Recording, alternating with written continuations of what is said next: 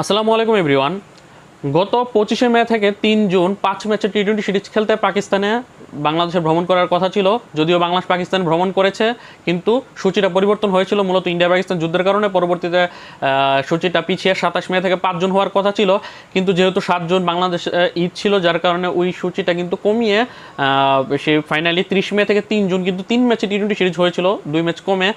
আর এদিকে বাংলাদেশে পাকিস্তানে ভ্রমণ করার কথা ছিল জুলাইয়ের, এবং সেটির অফিসিয়াল সূচি বিসিবি তাদের অফিসিয়াল ফেসবুক পেজে প্রকাশ করেছে। সেই অফিসিয়াল সূচি অনুযায়ী আগামী 16 জুলাই পাকিস্তান জাতীয় ক্রিকেট দল বাংলাদেশে তারা আসবে। তারপর সেখানে তারা 2-3 দিন অনুশীলনের পর আগামী 20 জুলাই থেকে 24 জুলাই মিরপুর শেরেবাংলা ন্যাশনাল ক্রিকেট স্টেডিয়ামে 3 ম্যাচে টি-20 সিরিজ আয়োজিত হবে।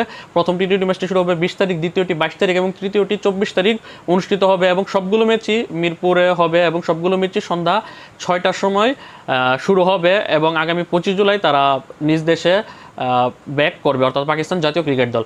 এবং যতটুকু শোনা যাচ্ছে যে পাকিস্তান দল এই বাংলাদেশ সফরে তাদের দলের টি-20 দলের যে বড় ক্রিকেটার যারা রয়েছে, বাবর, রিজওয়ান, শাহিন, আফ্রিদি, তাদেরকে ছাড়াই তারা আসতে যাচ্ছে। যেমনটা আমরা তাদের দেশে গিয়ে আমরা যখন পাকিস্তানের খেলে এসেছি সেখানেও তারা ছিল না, এবং তারা কিন্তু আমাদেরকে হোয়াইট ওয়াশ করেছে টি-20তে।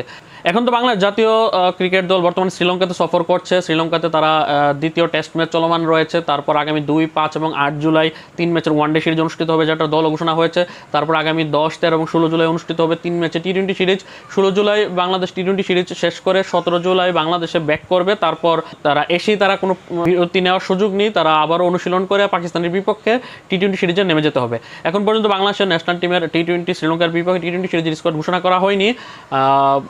হয়তোবা তারা শ্রীলঙ্কার বিপক্ষে টি-20 সিরিজে এবং পাকিস্তানের বিপক্ষে টি-20 সিরিজের যেই স্কোয়াড দুইটা হয়তোবা একই রেখে অথবা দুইটা একসাথে ঘোষণা করতে পারে, হয়তোবা যার কারণে হয়তোবা তারা এখন পর্যন্ত টি-20 স্কোয়াডটা ঘোষণা করেনি। তো এই ছিল সবশেষ আপডেট। পাকিস্তান জাতীয় ক্রিকেট দল আগামী 16 জুলাই বাংলাদেশে আসবে 3 ম্যাচে টি-20 সিরিজ খেলতে।